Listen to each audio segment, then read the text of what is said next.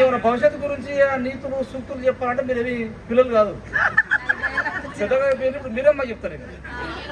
కాబట్టి ఇంకా సూక్తులు నీతులతో పోకుండా రెండైతే చెప్తా. Very important.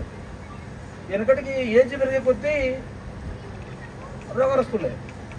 ఇప్పుడు రోగాలు స్టార్ట్ నుంచి వస్తున్నాయి, ఎందుకంటే తిండి అలాంటిది.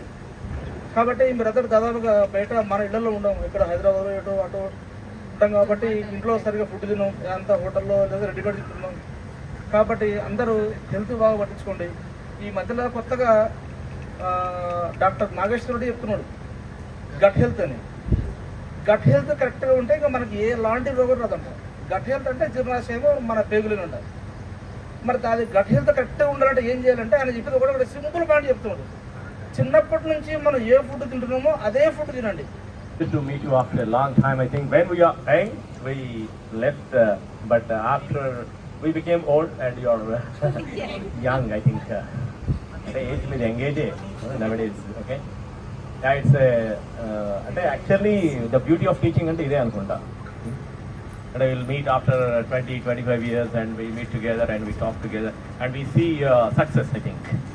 And we success ni chusi enjoy chese profession idi, okay? And I feel very happy to meet after 24 years, I think.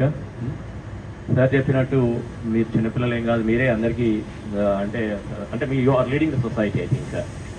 అంటే మా జనరేషన్ మీ సార్ నేను సోనీ మాట్లాడుతుంది అంటారు, మేము చదవడానికి మొత్తం కూడా 1,00,000 అవ్వలేదు సార్, మా పిల్లలకి నేను 1,00,000 కడుతున్నాను ఫీజు. అది దానికి వాళ్ళు డబ్బులు పే చేస్తున్నారని చెప్పేసి పేరెంట్స్ పిల్లలు అట్లా బిహేవ్ చేస్తున్నారు, అదేమో తెలీదు. ఆ రోజుల్లో మీరు ఎంతో పే 50-60 రూపాయలు పే చేసేవాళ్ళం, ఐ థింక్.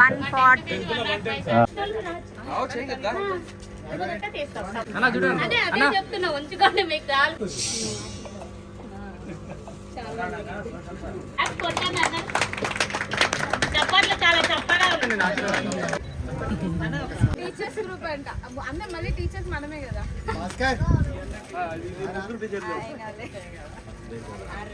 కొంచెం మేడం బ్యాక్